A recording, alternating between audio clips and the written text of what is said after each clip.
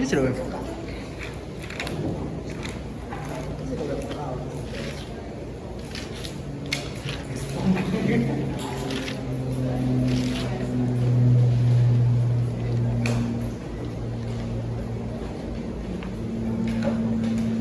Ahora, las vías metabólicas pueden estudiarse a nivel de órganos, a nivel de tejidos, también a nivel subcelular, que es lo que pasa dentro de la célula.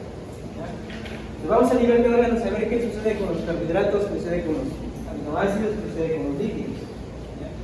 Desde el primer inicio, vamos a ver qué sucede con los carbohidratos y las proteínas, que ingresan a través de la dieta. ¿Qué pasa en el intestino delgado? ¿Cierto?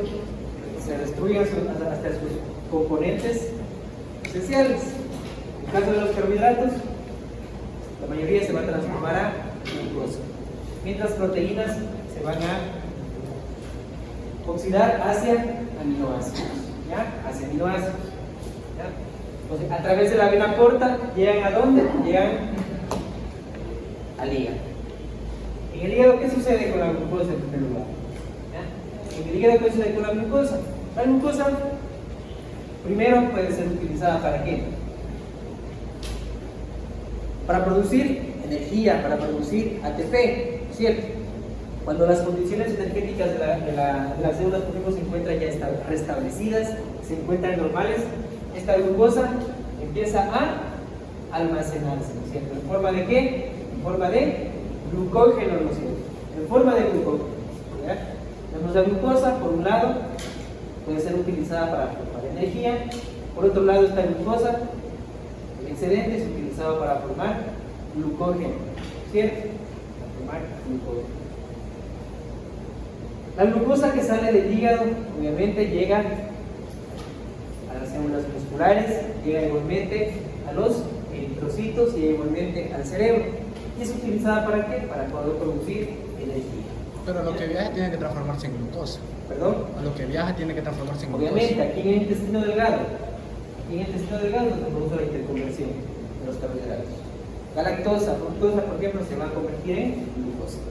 ¿Ya? En glucosa. Por eso, todos los carbohidratos se transforman a glucosa. Los eritrocitos utilizan glucosa como fuente de energía. ¿Ya? Como fuente de energía. Mediante glucólisis anaerobia obtienen 2 moléculas de ATP y producen grandes cantidades de lactato. ¿Ya? Grandes cantidades de lactato. Este lactato, ¿no es cierto? Este lactato, mediante procesos de gluconeogénesis, puede ser utilizada para formar de nuevo glucosa. ¿En dónde? En el hígado. ¿Ya? En el hígado. En el hígado. Igualmente, ¿qué sucede en los músculos? Los músculos, por ejemplo, cuando se encuentran en un constante ejercicio, ¿qué va a suceder? Van a ser productores igualmente de lactato, van a necesitar de grandes concentraciones de energía, grandes concentraciones de ATP, y para ello se utiliza la glucosa. La glucosa se puede utilizar para generar mayor cantidad de energía, ¿ya? Y el excedente de glucosa, ¿ya? Cuando la célula energéticamente se ha restablecido, ¿qué pasa? Se transforma en forma de glucógeno. Pero este glucógeno muscular únicamente solo le sirve al músculo, porque carece de esa enzima denominada la glucosa 6-fosfato, la glucosa 6-fosfatasa. Glucosa 6-fosfatasa. Esta enzima no tiene las células musculares. Esta enzima la tiene ¿quién? El hígado. Y por eso se considera que el hígado permite entregar glucosa a los demás tejidos de nuestro cuerpo. ¿Ya? Los demás tejidos de nuestro cuerpo. ¿Qué pasa con las proteínas? Nosotros ingerimos a través de la dieta, se convierten en aminoácidos. Los aminoácidos llegan al hígado, y en el hígado estos aminoácidos, por un lado, pueden ser utilizados para formar más proteína, y por otro lado pueden ser igualmente utilizados, esa proteína se empieza a degradar. ¿En forma de qué? En forma de urea. Y la urea es eliminada a través de ¿dónde? A través del riñón, a través de dónde. ¿Ya? Estos aminoácidos que obtenemos producto de alimentación, o que los obtenemos producto de la degradación de proteína endógena, ¿qué va a pasar? Puede ser utilizada por un lado ¿para qué? Para formar glucosa. Y esta glucosa, ¿no es cierto?, es utilizada ¿para qué? Para entregarla a los demás tejidos de nuestro cuerpo. ¿Ya? A los demás tejidos de nuestro cuerpo. O esta glucosa es utilizada igualmente para aportar con energía. Pero en un estado de ayuno, ¿qué sucede con los aminoácidos? Se convierte en glucosa y esta glucosa principalmente es generada para los eritrocitos. ¿Ya? Para los eritrocitos. ¿Ya? En el músculo, ¿qué va a suceder? En el músculo, ¿qué va a suceder? ¿Ya? Obviamente los aminoácidos provenientes de la dieta son transferidos hacia la sangre, de la sangre son absorbidos por los músculos. En los músculos los aminoácidos que suceden son utilizados para regenerar nueva proteína, ¿no es cierto? Para regenerar nueva proteína. ¿Ya?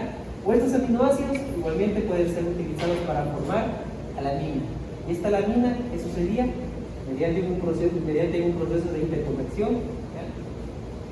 Puede ser utilizada para transformarlo en glucosa. Nos dice que la mayoría de aminoácidos son glucogénicos porque pueden transformarse en glucosa. ¿Para generar qué? Para generar glucosa para el sistema cerebral y para los eritrocitos. ¿Ya? Para los eritrocitos. ¿Ya? El excedente de aminoácidos, por ejemplo, es degradado. El excedente de aminoácidos es utilizado para formar nueva proteína. Aminoácidos, nueva proteína. Y esa proteína igualmente generar glucosa. ¿Ya? Este sistema de transporte a alanina y glucosa, por ejemplo, se dice que es prácticamente cómo los músculos aportan con ese glucógeno que se encuentra aquí hacia la circulación. ¿Ya?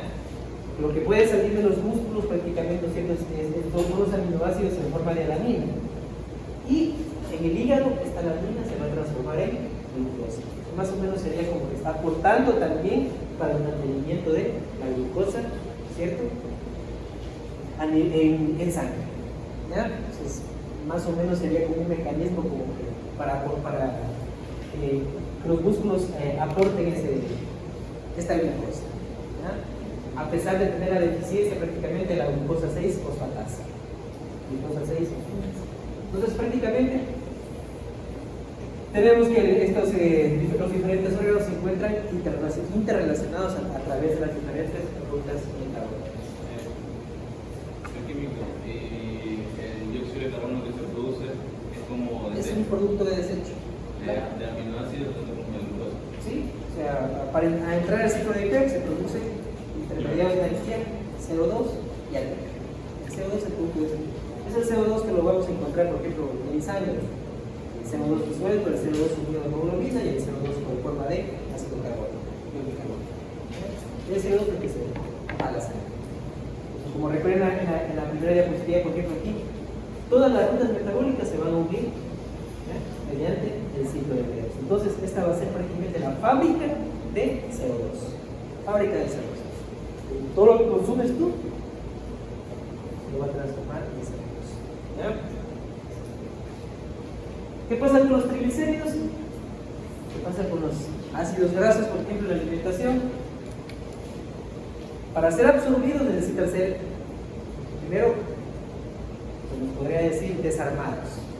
Tendrían que ser desarmados. ¿En qué se desarman? Se desarman en ácidos grasos y se desarman en monoacilgliceroles. ¿Ya? Monoacilgliceroles. Cuando están en forma de ácidos grasos y monoacilgliceroles, ahí atraviesan los enterocitos. ¿Ya? Sin ningún problema. ¿Ya?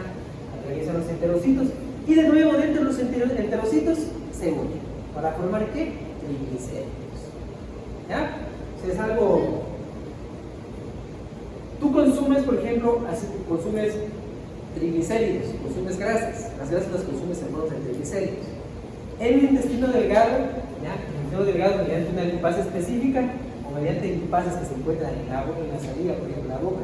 En el intestino delgado, estos triglicéridos se desarman. ¿En qué? En 2 moléculas de ácidos grasos y una molécula de monoacilglicerol.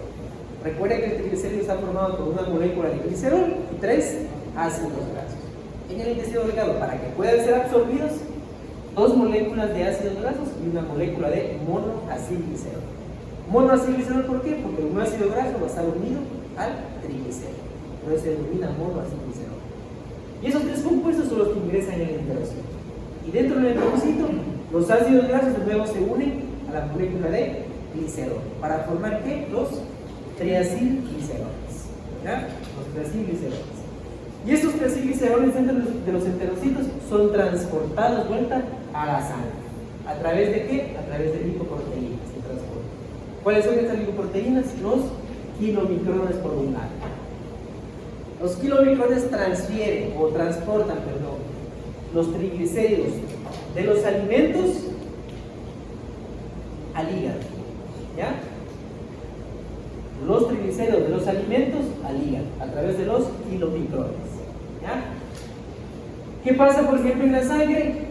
Las células endoteliales, por ejemplo, tienen una proteína que se denomina lipoproteína lipasa, o a través de los diferentes tejidos. Esta lipoproteína lipasa es la que permite degradar los triglicéridos. ¿En qué los degrada? En ácidos grasos más glicerol. ¿Ya? Ácidos grasos más glicerol. Ya sabemos que el glicerol es utilizado para formar glucosa. Y los ácidos grasos, ¿no es cierto? Por un lado, ¿qué sucede? Si la célula necesita energía, ¿qué pasa con los ácidos grasos? Si necesita energía, entran a beta-oxidación para generar ATP. ¿Ya? Pero, si los ácidos grasos no son utilizados, mediante el proceso de esterificación, se transforman en triacilgliceroles de nuevo. ¿Ya? Triacilgliceroles de nuevo. Y si la célula necesita energía, ¿qué pasa con esos triacilgliceroles? Mediante lipólisis se convierten en ácidos grasos. Mediante ciclo de Krebs obtienen energía. En el tejido adiposo igualmente sucede lo mismo. Las células tienen una lipoproteína lipasa, degrada los triglicéridos, ¿no es cierto? ¿En qué? En ácidos grasos más glicerol. Los ácidos grasos son almacenados mediante esterificación en triacilgliceroles en el tejido adiposo. Y cuando se necesita de triglicéridos, por ejemplo, se necesita de ácidos grasos en todo nuestro cuerpo, en este tejido adiposo empieza a degradar los triglicéridos mediante lipólisis para formar ¿qué? Ácidos grasos. Recordemos que la glucosa tenía la capacidad de transformarse en grasa. ¿Ya? Por lo tanto, el tejido adiposo, la glucosa se va a transformar en ácidos grasos. ¿Ya? En ácido graso. Y se va a almacenar, ¿no es cierto?, en forma de triglicéridos en el tejido adiposo. Cuando nosotros consumimos gran cantidad de carbohidratos, no hacemos deporte. No hacemos deporte. Entonces, a través de los kilomicrones sucede esto. Estos ácidos grasos igualmente. Cuando necesitamos gran cantidad de energía, por ejemplo, no hay glucosa, estos ácidos grasos no esterificados viajan a través de la sangre y son captados por los músculos. Son captados por los músculos, ¿cierto?, para producir energía. ¿Ya? Estos ácidos grasos igualmente en el hígado, ¿qué les sucede? En el hígado estos ácidos grasos, por un lado se pueden esterificar para formar ¿qué? De nuevo, triglicéridos. Por otro lado, igualmente estos triglicéridos pueden ser utilizados para formar de nuevo ácidos grasos. Igualmente, el hígado es un sitio en el cual se pueden transformar los carbohidratos en grasa, ¿ya? En ácidos grasos. Y cuando realmente no hay glucosa, cuando estamos en un estado de inanición, ¿ya? Inanición, inanición cuando no consumimos alimentos, aproximadamente 3, 4, 5 días. ¿Ya? En ese momento, los ácidos grasos son utilizados mediante beta-oxidación para formar cuerpos cetónicos. Y estos cuerpos cetónicos son utilizados por los diferentes tejidos. Hígado no utiliza cuerpos cetónicos como fuente de energía. Hígado únicamente produce los cuerpos cetónicos, pero no los consume. ¿Ya? No los consume. ¿Ya? Y obviamente para poder transferir los ácidos, los triglicéridos que se forman en el colesterol, lo hace a través de otra lipoproteína que se denomina la LDL o lipoproteína de muy baja densidad. Para transportar grasas se utilizan dos lipoproteínas. Desde el intestino hacia el hígado se utilizan los kilomicrones. Y desde el hígado hacia los tejidos se utilizan las PLD. ¿Ya? Baja densidad. Lipoproteínas de muy baja densidad. ¿Ya? muy baja generosidad, de muy baja velocidad.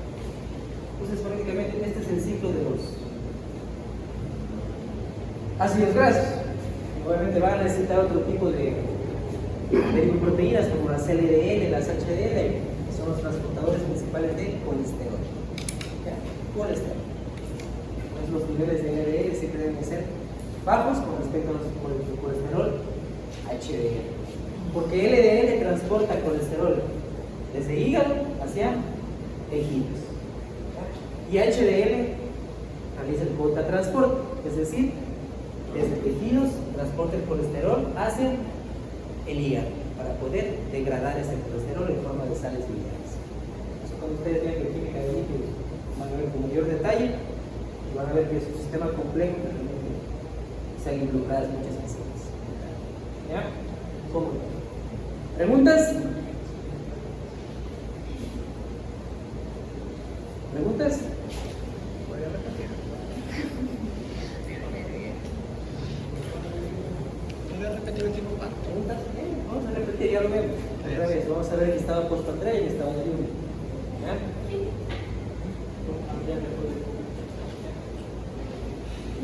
A nivel celular, ¿qué va a pasar con las rutas metabólicas? A nivel celular, las rutas metabólicas se van a dar en diferentes lugares. ¿Mediante un proceso de qué? Mediante un proceso de compartimentalización. ¿Ya? ¿Qué quiere decir eso? Que diferentes rutas metabólicas se van a producir en diferentes compartimientos celulares.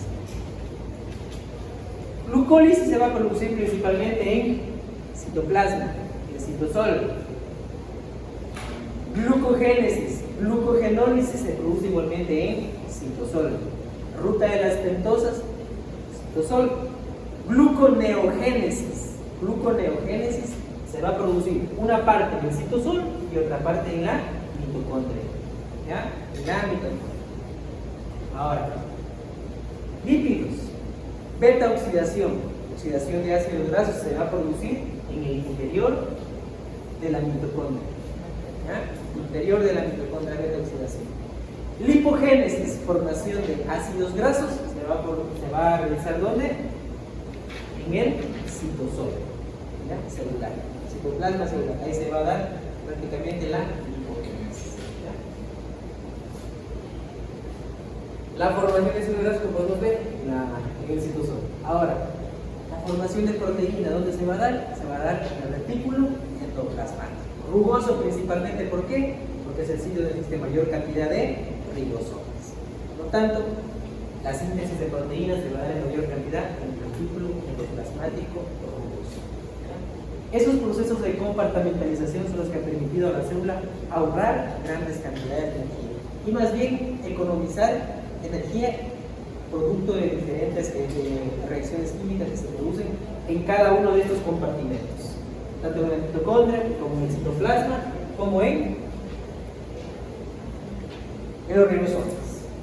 Ciclo de la urea, por ejemplo. Ciclo de la urea ocurre una parte en la mitocondria y otra parte en el citosol. Una parte de la mitocondria y otra parte en el citosol. Ciclo de la urea. ¿Ya? Entonces, podemos ver que a nivel celular igualmente en sitios específicos ocurren las diferentes rutas metabólicas. ¿Ya? Ahora, cuando hablábamos de regulación de enzimas, ¿cómo se regulaban las enzimas? ¿Cómo se regulaban las enzimas? A ver, habían tres procesos de regulación enzimática. ¿Cuáles eran?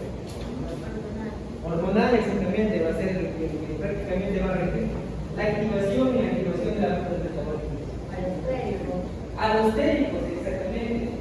Las enzimas reguladoras, todas las enzimas reguladoras prácticamente van a tener sitios alostéricos donde se van a poder unir diferentes compuestos, como grupos fosfatos, ¿no es cierto? Como ATP, ¿ya? Como glucosa, como ADP, por ejemplo. Y el otro procedimiento era mediante procesos de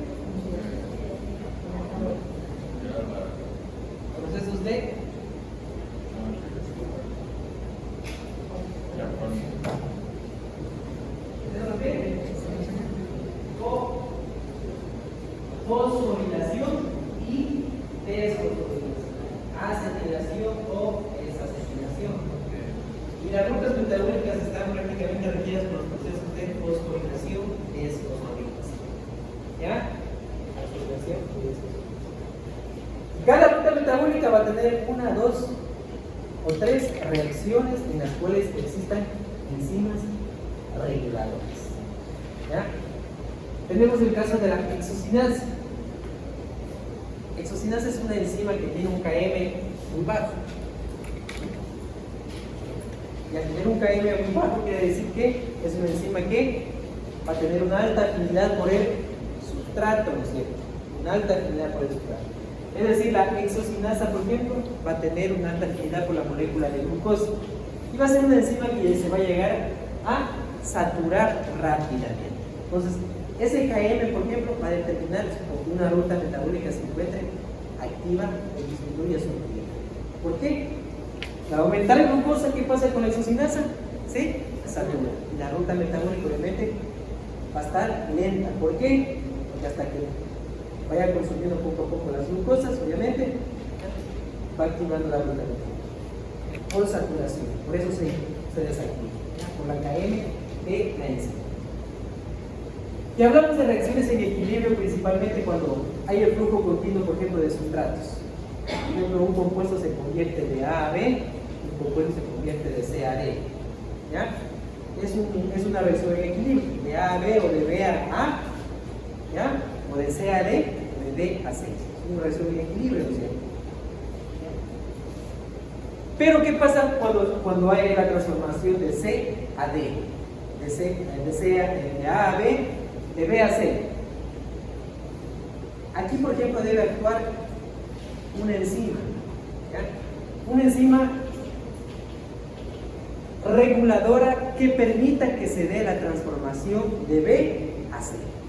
¿Ya? De B a C. A este sitio le vamos a llamar una reacción que no está en equilibrio. Y para que se pueda dar ese equilibrio necesita de una que se active en ese momento una enzima.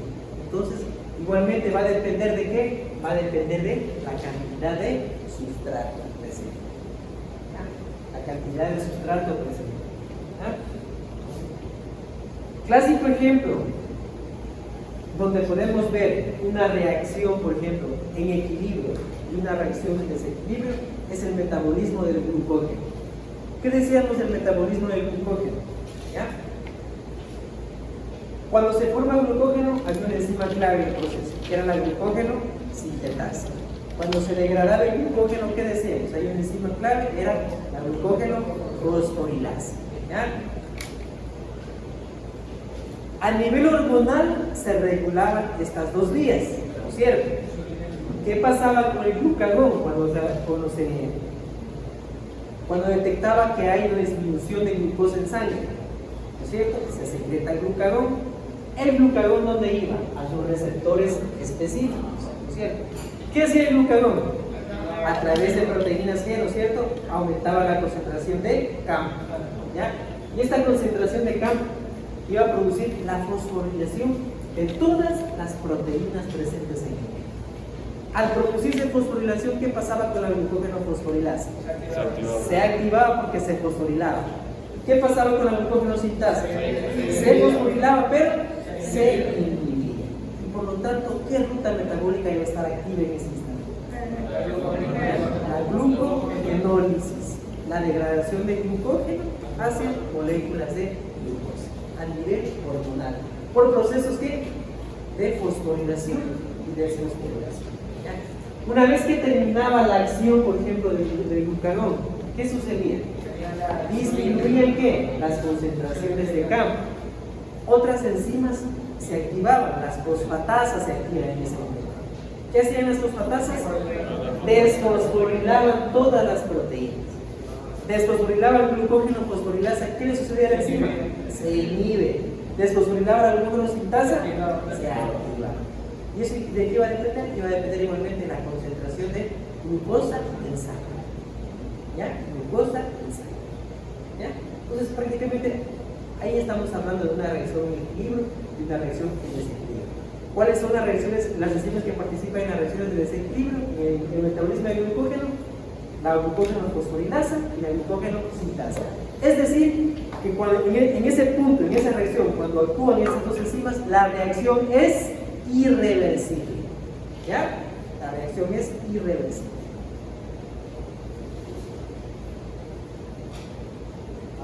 Muchos combustibles metabólicos son interconvertibles. Glucógeno, por ejemplo, ¿qué se puede convertir? Glucógeno. Glucosa. En glucosa, exactamente. ¿La glucosa en qué se puede convertir? En ácidos grasos finales. Los carbohidratos se pueden transformar en ácidos grasos, pero los ácidos grasos no se van a poder transformar en carbohidratos. Eso siempre tengo. Es la razón por la cual los carbohidratos no se engordan. Porque la mayoría de carbohidratos que consumimos a través de la dieta se van a, si no son aprovechados por la célula, se transforman o se almacenan en forma de grasa. Si no hacemos deportes y seguimos alimentando mal, ¿qué sucede? Seguimos aumentando de peso. ¿Ya? Seguimos aumentando de peso.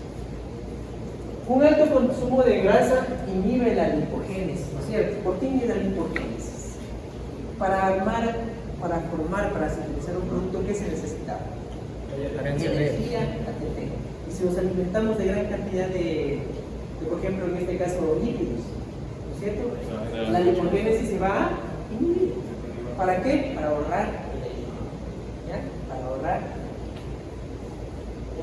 Prácticamente la lipogénesis en personas que viven en la parte del Mediterráneo, en países europeos, por ejemplo, tienen una alimentación muy rica en grasas.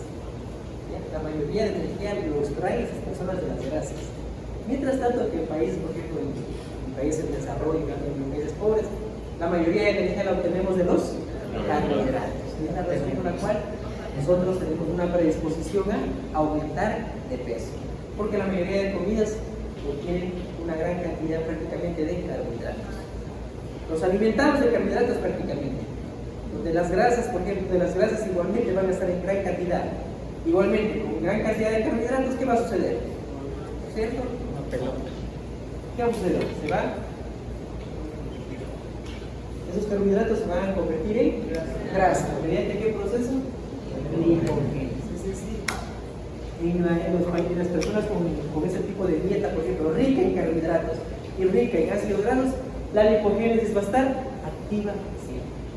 Caso contrario, aquellas personas que se alimentan, por ejemplo, solo con grasas y con un pequeño porcentaje de carbohidratos. La lipogénesis se va a inhibir. Se va a inhibir. Se va a estar consumiendo mayor cantidad de grasas. ¿Ya?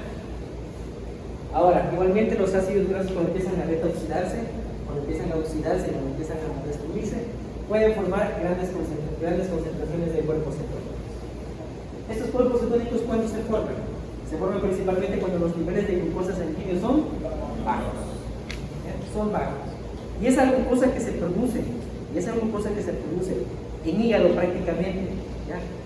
Y en riñón, es utilizada por eritrocitos y por células del sistema nervioso, por nadie más. ¿Ya? Ahí solamente los músculos se van a alimentar de cuerpos cetónicos. Van a utilizar cuerpos cetónicos como combustible.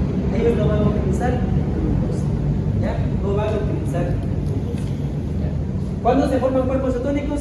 Cuando nosotros, por ejemplo, dejamos de alimentarnos aproximadamente 24 horas, 48 horas. ¿Ya? Aumentando poco a poco su concentración. ¿Ya? Ahora, en el proceso de transformación de una molécula de glucosa, ¿ya? Esta molécula de glucosa se transforma a piruvato. Este piruvato puede tomar dos rutas, este piruvato. Dependiendo de las condiciones energéticas de la célula, ¿ya? Este piruvato, si las condiciones energéticas son muy bajas, ¿qué va a suceder? Este piruvato se va a transformar en acetilcoenzima A para ingresar al ciclo de Krebs y producir energía, ¿no es cierto? ¿Ya?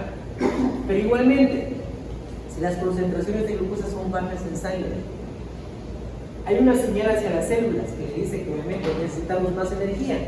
¿De dónde obtienen esa energía? De la beta-oxidación. En la beta-oxidación, ¿qué se produce? Grandes cantidades de acetilcoenzima.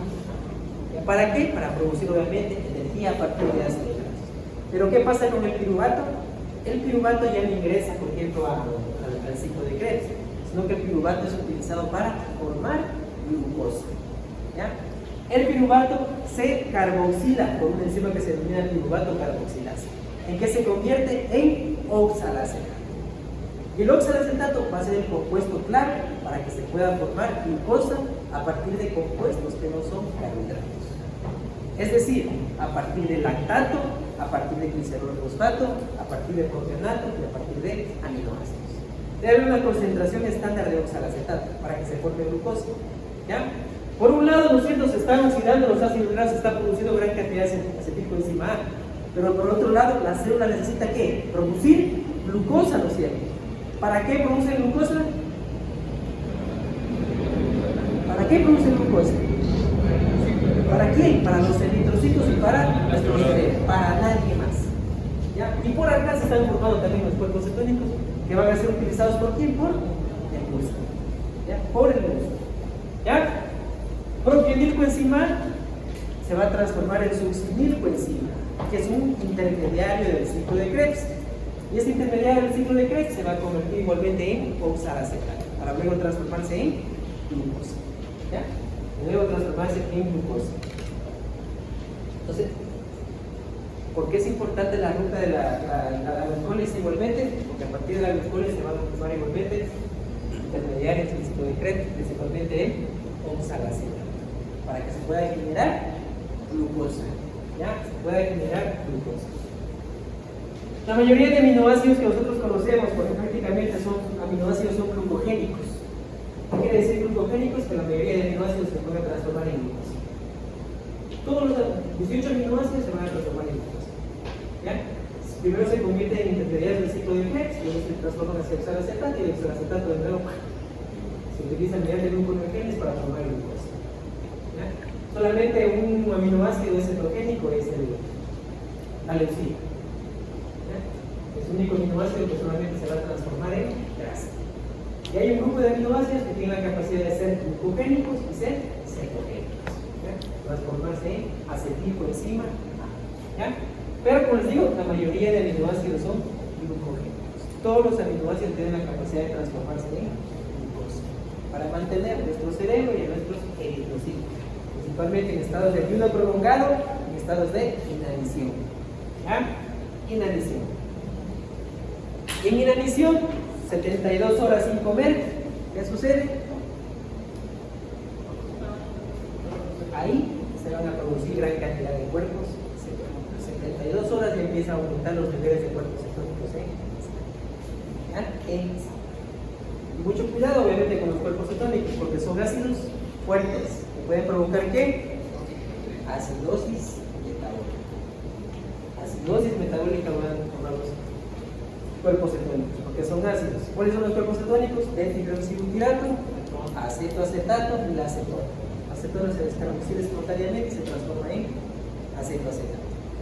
Estos son los tres cuerpos cetónicos principales que se producen en la beta-oxidación. ¿Y a partir de qué compuestos se producen? Acetilcoenzima. ¿Cómo se llama el proceso de formación de cuerpos cetónicos? Cetogénesis. ¿Ya? Cetogénesis. Entonces, como ya lo he venido repitiendo en el inicio de esta presentación, hasta ahora que la glucosa que se produce en estados de inanición, en estados de ayuno prolongado, es prácticamente utilizada por eritrocitos, ¿cierto? Y por las células del sistema nervioso central. Espero esa pregunta en el examen. ¿Ya? Los otros órganos en estados de inanición se van a alimentar o van a utilizar como combustible los cuerpos cetónicos. Hígado no va a utilizar cuerpos cetónicos. Hígado produce los cuerpos cetónicos, pero no los utiliza. ¿De dónde obtiene energía el hígado? De los ácidos grasos. De ahí obtiene esencialmente energía. ¿Ya? El hígado también.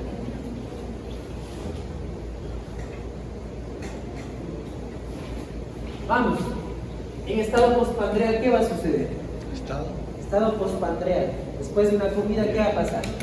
Aumentan los niveles de glucosa. Va a aumentar prácticamente los niveles de glucosa. Los niveles de glucosa van a aumentar y va a ser el metabolito de excelencia en la transformación de energía, la glucosa, prácticamente. Va a ser el principal combustible para la oxidación biológica.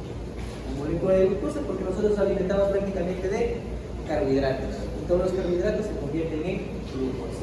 ¿Ya? Por eso el coeficiente respiratorio en este caso va a estar cerca de 1.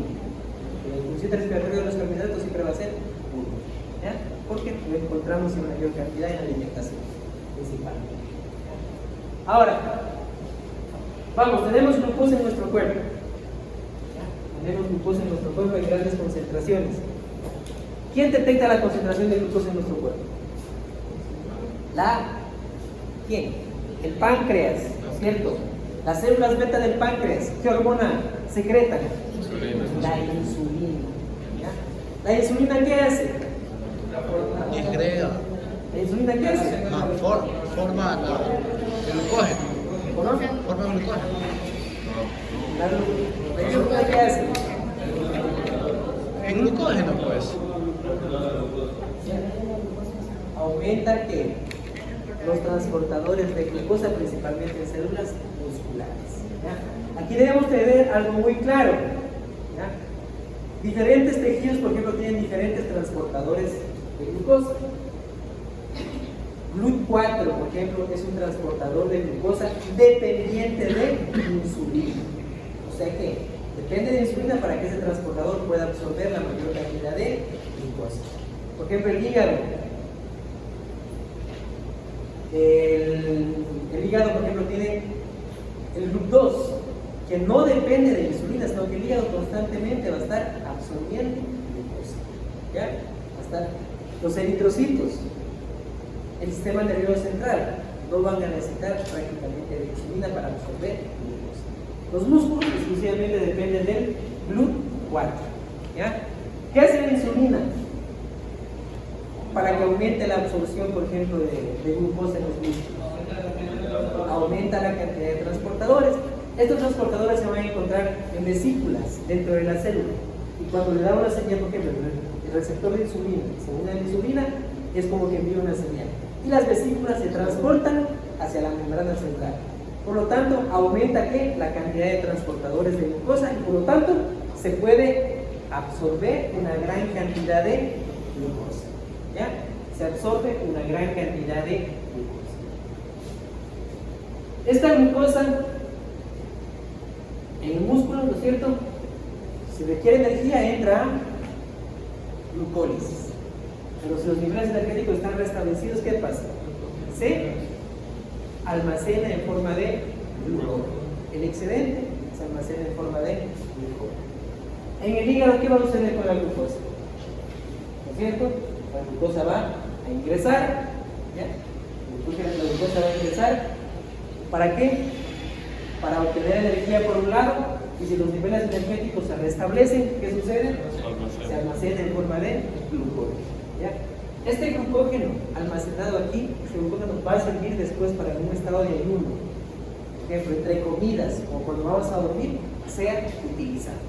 Mientras tanto que el glucógeno del músculo solamente le va a servir al propio músculo, nadie más. Aquí es donde sirve este glucógeno, el glucógeno hepático práctico.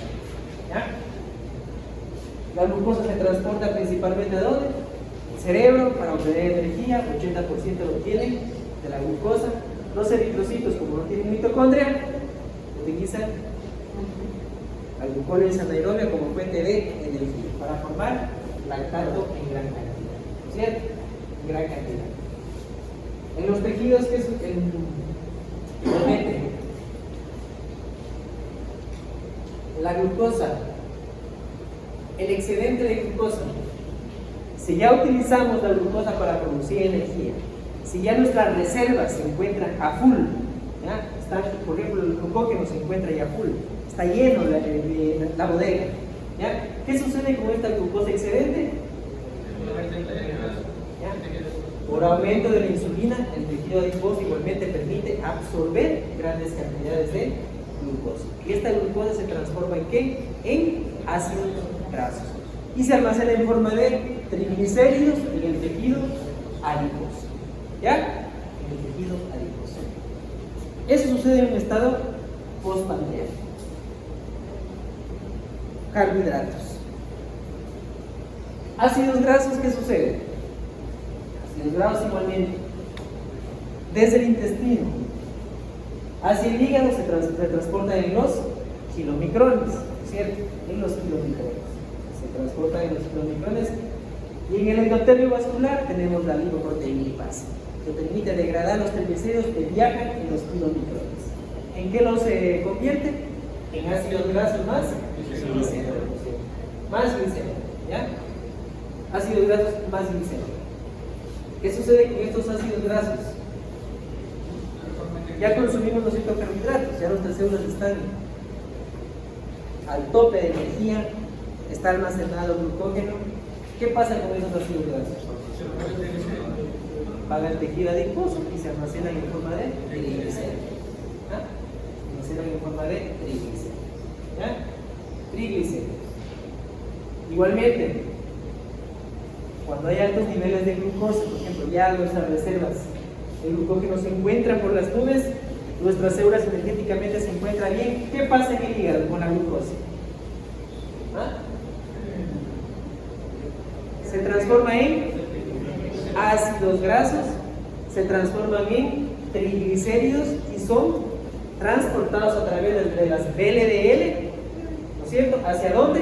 Hacia el tejido adiposo. Y son almacenados en forma de triglicéridos. ¿Ya?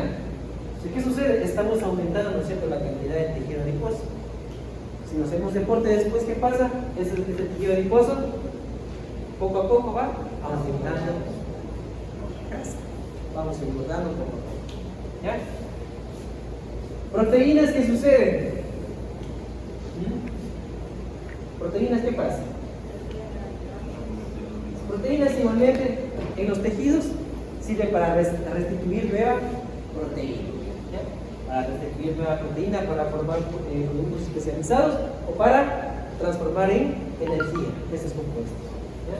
Por acá en el hígado, ¿qué sucede con los aminoácidos? Son degradados hacia qué? Hacia, ¿no es cierto? Son degradados hacia urea y eliminados a través de los riñones. ¿Ya? Pueden formar igualmente productos especializados, eso va a depender del tipo de tejido donde se encuentren estos aminoácidos. Igualmente van a servir para llenar ese pool de aminoácidos, esa piscina de aminoácidos restablecer. ¿Ya? Para restablecer. ¿Ya?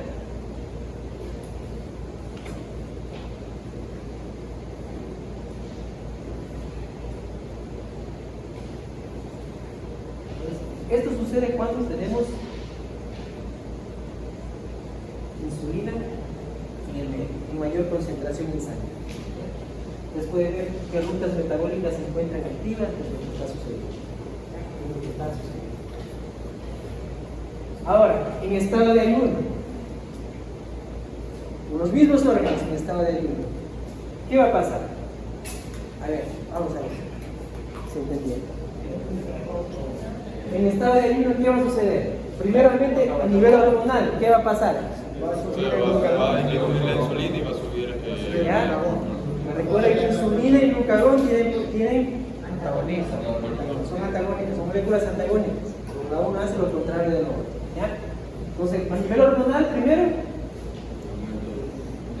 en estado de ayuno, ¿qué pasa con la glucosa? La glucosa va a disminuir por un lado. Esa disminución de glucosa es detectada por quién? Por las células igualmente del páncreas. ¿Secretan qué hormona? Glucagón. Y la insulina empieza a disminuir su concentración en sangre. ¿Ya? Ahora, vamos, ¿qué va a pasar acá? Como la glucosa se encuentra disminuida, ¿qué pasa? El glucógeno se va a transformar en glucosa. El glucógeno se transforma en glucosa, exactamente. ¿Y esta glucosa que la forma para quién es utilizada? Para el sistema nervioso Para el sistema nervioso central. Sistema nervioso central. ¿Ya? Ahora, los eritrocitos son productores de lactato. ¿Ese lactato para qué es utilizado? Mediante gluconeogénesis, ¿en qué se transforma? En glucosa. ¿Ya? Y otra vez esa glucosa es eliminada la sangre al medio para que sea utilizada por estos dos. ¿Ya? Estos dos por vamos por acá entonces, la glucosa. Degradación de glucógeno, ¿cierto? la formación de los cuerpos cetónicos.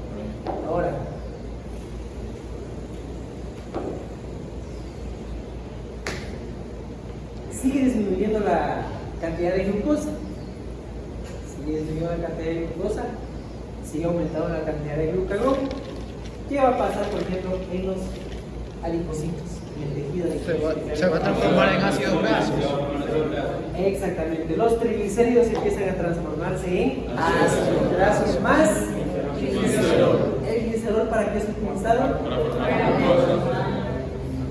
Glucosa. A través del proceso de gluconeogénesis, ¿no es cierto? Y esta glucosa es entregada aquí. ¿Qué pasa con los ácidos grasos? Se van al hígado. Por un lado, los ácidos grasos, ¿no es cierto?, van a producir beta-oxidación, van a producir gran cantidad de energía, ¿ya? Pero por otro lado, como aumenta la concentración de ácidos grasos en sangre, ¿no es cierto?, se van a formar cuerpos cetónicos. Aumenta la concentración de ácidos grasos, aumenta la concentración de acetilcoenzima, se empiezan a formar cuerpos cetónicos. Porque los demás órganos, por ejemplo, necesitan de energía y glucosa no hay. Glucosa únicamente va a ser utilizada por qué? Una vez que no va a utilizar la glucosa que se genera por gluconeogénesis. El resto va a utilizar cuerpos cetónicos. En el músculo, ¿qué pasa con los cuerpos cetónicos? Son utilizados para generar ATP, ¿ya? ATP. Y si seguimos, por ejemplo, sin alimentarnos en un estado de inanición, ¿qué va a suceder con las proteínas? Se van a degradar y van a transformarse en aminoácidos. Empiezan a degradarse, ¿no es cierto? ¿Qué se forman? Aminoácidos. Y los aminoácidos Y respectivos. los aminoácidos se transforman en glucosa. ¿Y la glucosa para qué es utilizada? Verá que pero esa pregunta en el Si examen. no seguimos comiendo, por ejemplo, se produce ya la caquexia, es el estado en el cual las proteínas se degradan constantemente. Se degradan constantemente. ¿Aumentan los niveles de qué? Aumentan los niveles de urea, que es producto de desecho, que se elimina a través de los riñones. Pues esto quiere decir que prácticamente las células de nuestro cuerpo están programadas siempre para vivir. Siempre para vivir. Porque van a activar diferentes rutas metabólicas, ¿no es cierto?, para poder generar la energía necesaria. ¿Cuándo se produce la muerte? Cuando obviamente aumentan aquí los productos tóxicos. Ahí, por ejemplo, la célula prácticamente se muere.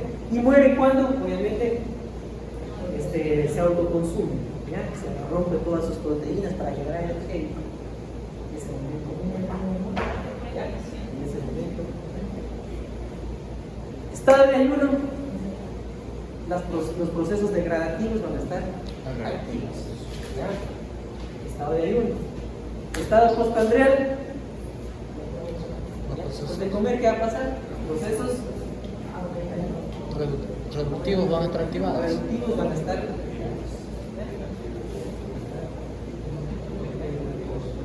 Es un pequeño cuadro, por ejemplo, que representa lo que pasa cuando estamos en un estado postprandial, un ayuno de 40 horas y 7 días de inanición, 7 días sin comer. ¿Ya? ¿Cuánto dura el cuerpo humano sin comer? ¿Cuánto dura el cuerpo humano sin comer? 5 días, pues se dice 7. Depende de la cantidad de agua. Sí, depende. Si no hay agua, O sea, si tomo 3 días sin agua. O sea, si tomo agua así y no como. unos 15 días. No, unos 3, no, depende. La cantidad de grasa que ya tengas almacenada. La cantidad de grasa. La grasa. Esa cantidad de grasa.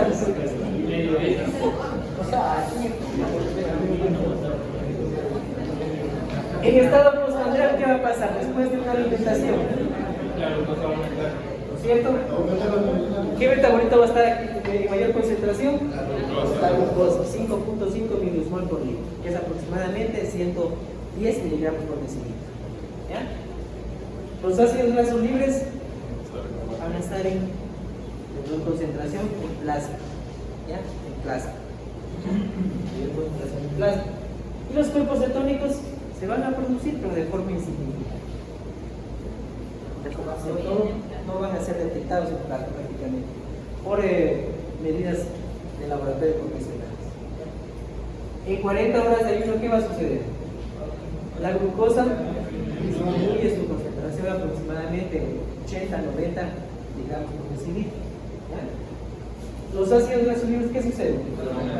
Empiezan a aumentar su concentración. ¿Qué pasa? Hay mayor beta oxidación. ¿Por qué hay beta oxidación? Para producir energía, ¿no? ¿Ya? Porque los niveles de glucosa están bajos. Por eso se produce la liberación de ácidos grasos a través del tejido adiposo para generar energía. ¿Ya? ¿Y qué pasa con los cuerpos cetónicos? Como hay beta oxidación, como hay aumento de la concentración de acetilcoenzima A, los cuerpos cetónicos empiezan a aumentar su concentración en sangre. ¿Ya? Pero es un aumento, se podría decir, mínimo, ya no va a producir ningún absolutamente en nuestro cuerpo. ¿Pero qué pasa a los 7 días de inanición? Pero la cuerpo cetónico en sangre elevado, cuerpo cetónico estaba ahí. Sí, o sea, por eso, hay un umbral aproximadamente, son 5 miligramos por litro de cuerpo cetónico, los cuales se considera una cetosis, se considera una cetoacidosis.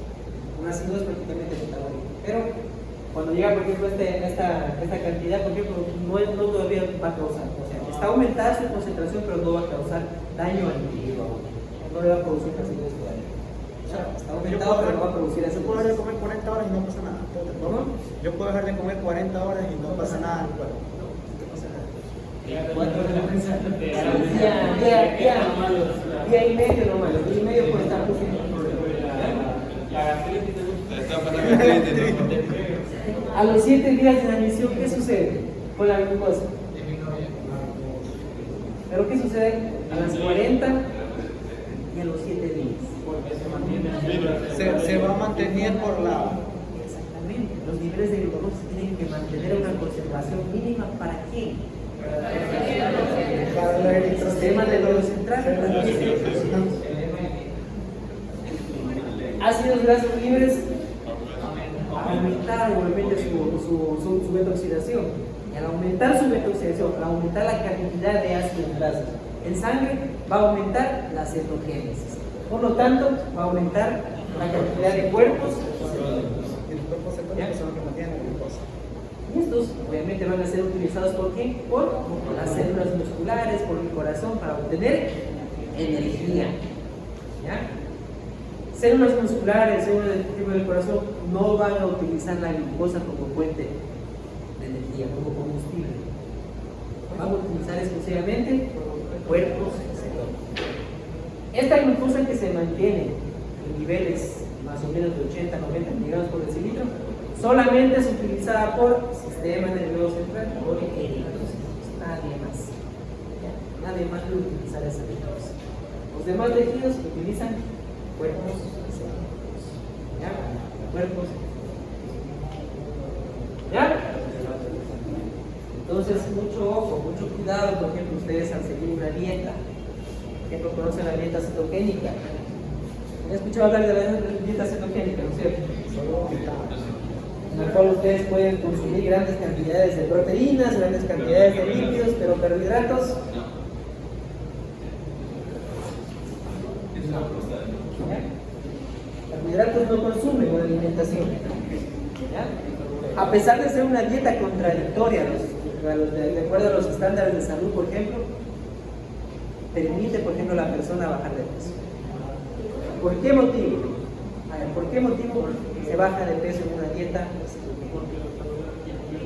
Los carbohidratos son la mayoría que le va a dar la energía. Por un lado, ¿no es cierto? La mayoría de carbohidratos se transforman en grasa, ¿cierto? Se transforman en grasa. ¿Ya? Por un lado, pero igualmente, o sea, tiene algo que ver para que realmente las personas bajen de peso utilizando la dieta cetogénica. Pero no está consumiendo reservas de triglicéridos que tienen. ¿Por qué? Porque no hay consumo de carbohidratos. ¿Por qué? El carbohidrato se transforma más fácil en glucosa. No consumo. Porque el carbohidrato se transforma más fácil en glucosa. ¿Cómo? Porque el carbohidrato... Olvídate. Al no consumir carbohidratos no tenemos No hay la glucosa. necesaria. Entonces vamos a usar las reservas de Exacto. energía para transformar en glucosa. Entonces se va a producir cuerpo El tejido difuso va a disminuir. Claro. Exactamente. Porque se va a aumentar la producción de los triglicéridos. ¿Qué se necesita formar? Glucosa. Para formar glucosa, ¿qué se necesita? Energía. 6 moléculas de PP para formar una molécula de glucosa necesita. ¿Ya? ¿De dónde se obtiene esa energía? De la beta oxidación del tejido, de los triglicéridos en el tejido adiposo. Por eso estas personas empiezan a disminuir de peso. Porque para producir glucosa se necesitan 6 moléculas de azúcar. O sea, es recomendable no quitar drásticamente los carbohidratos de la alimentación. Bajar de un 100% de carbohidratos a un 20%, por ejemplo, de carbohidratos.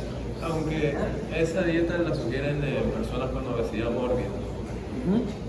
La dieta cetogénica es para personas con obesidad mórbida. Solamente le mandan proteínas. Sí, proteínas y grasas. Proteínas y grasas, o sea, vos puedes comer sin ningún problema. O sea, carnes, ¿no? Mándale carne. Dale, ¿no? Pero, obviamente, los carbohidratos deben estar ausentes. Ahora, bueno, vamos con su parte, lo fuerte de ustedes.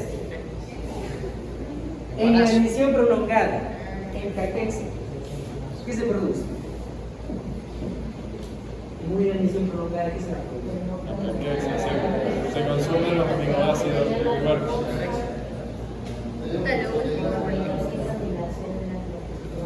Los aminoácidos se van a transformar En el aspecto clínico vamos a ver una persona con poca masa muscular. ¿Por qué? Porque se van a porque consumir el proteínas. músculo está hecho de proteínas y las proteínas El nivel de catabolismo proteico va a ser elevado. ¿Ya? No se va a restituir la proteína, sino que la proteína se va a degradar. Nosotros, por ejemplo, tenemos dos fuentes de energía acumuladas en forma de proteínas. Por un lado la albúmina y por otro lado las proteínas musculares. ¿Ya? Es poco a poco se van consumiendo, se van degradando en el estado de caquexia, que se da principalmente en enfermos terminales con cáncer. ¿Ya? Enfermos terminales con cáncer da una caquexia principalmente. ¿Ya? En embarazo, vamos, ¿por qué se produce cetosis leve y por qué se produce hipoglicemia? Porque el niño se te Porque lleva todo. hay un parásito. Hay un parásito. Se parásito. Te absorbe. ¿Por qué? A ver, explíquenme químicamente. Químicamente vamos a necesitar el doble de energía, por eso es que las mujeres también necesitan comer mucho más de lo que comen normalmente. ¿Por qué se produce hipoglicemia? Porque hay dos personas que necesitan alimentarse. Porque vamos a comenzar a utilizar las reservas energéticas, en este caso los triglicéridos. Entonces, toda la glucosa se absorbe en el gluten. Siempre en embarazo, siempre las personas embarazadas deben siempre consumir, o sea, siempre los alimentos en las horas establecidas. ¿Ya? Si dura 8 horas, por ejemplo, o 5 o 6 horas el rango de consumo de alimentos, pues se debe respetar siempre ese rango de La glucosa siempre, el feto tiene preferencia porque hay una mayor tasa metabólica. hormona llamada somatomonotropinas poliónica humana y esa hace que toda la glucosa vaya hacia el producto, hacia el feto. Por eso que la madre también sufre eso. La diabetes gestacional. Diabetes gestacional, que vamos a ver. Diabetes gestacional. Hipoglicemia obviamente, ¿por qué? Porque el feto se lleva. Y al disminuir la cantidad, por ejemplo, de glucosa en sangre de la, ¿cierto? Aumenta, ¿no es cierto?, la liberación de ácidos grasos, aumenta la beta-oxidación, y al aumentar la beta-oxidación aumenta la concentración de acetilcoenzima A, aumenta la producción de cuerpos cetónicos. Por eso se produce una cetosis leve. ¿Ya? Cetosis leve. En diabetes mellitus tipo 1, ¿qué sucede? ¿Qué pasa? A ver. Diabetes tipo 1, está afectado el páncreas, ¿por qué? Pues el colado pulmonar, ¿cierto? Cuando las células beta del páncreas se pueden destruir. ¿Qué pasa a nivel metabólico? ¿Qué pasa a nivel metabólico? Al no haber insulina, no se van a abrir los poros. Por lo tanto, ¿qué va a pasar? No se van a abrir los poros en las células. Y se va a mantener.